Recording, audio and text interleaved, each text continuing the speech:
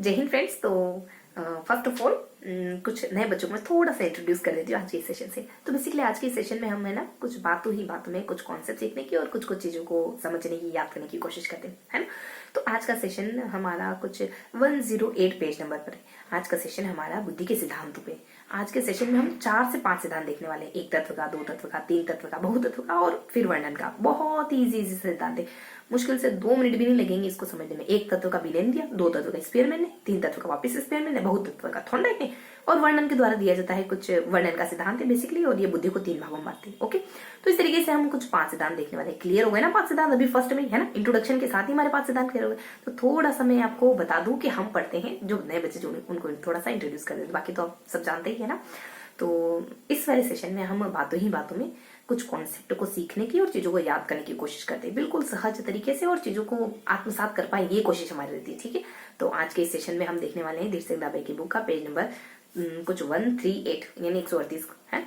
और इस पेज में हम देखने वाले बुद्धि के सिद्धांत। मैंने बताई थी आपको 1 2 3 4 यानी कुछ 5, तकरीबन 5 सिद्धांत। एक तत्व, 2 तत्व, 3 तत्व, बहुतत्व और एक वर्णन का सिद्धांत। एक तत्व बिने कहते हैं, बिने साहब कहते हैं टर्मिनल स्ट्रेंड इसके सहायक होते हैं। कहते हैं कि बुद्धि एक तत्व है, सिर्फ और सिर्फ एक तत्व है। वो तत्व जिसके पास हुआ वो सबसे ज्यादा बुद्धिमान होगा, वो व्यक्ति बुद्धिमान हो जाएगा बस, और नहीं हुआ तो मंद बुद्धि हो जाएगा। बस इतना सा बिने का सिद्धांत। इसकी बहुत आलोचना होती है। 2 तत्व स्पेयरमैन ने दिया 1904 के दरमियान। कहते हैं 2 तत्व होते हैं, एक सामान्य तत्व होता है और एक विशिष्ट तत्व होता है।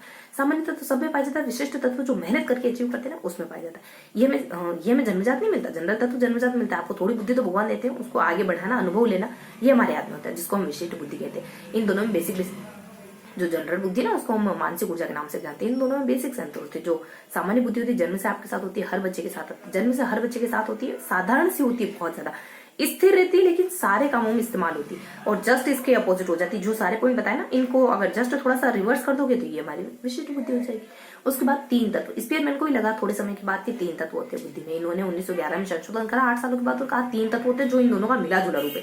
अगर ये जनरल है और अगर ये मानसिक तत्व, इन दोनों को जहां जोड़ोगे तो एक नया स्पेस क्रिएट होगा। उसी स्पेस को, उसी एरिया को इन्होंने सामूहिक बुद्धि मतलब कि जनरल बुद्धि भी होगी और विशिष्ट बुद्धि भी होगी। इसके बाद बहुतत्व का सिद्धांत। थॉर्नडाइक महोदय कहते हैं ना तो एक तत्व होता है, ना 2 तत्व होते हैं, ना इन दोनों का कॉन्ट्रास्ट होता है, मिला जुला रूप होता है, बल्कि बुद्धि बहुत सारे तत्वों से मिलकर बनी। डॉट डॉट डॉट डॉट, इसको परमाणुवादी सिद्धांत भी कहते हैं। थॉर्नडाइक कहते हैं कि बहुत एक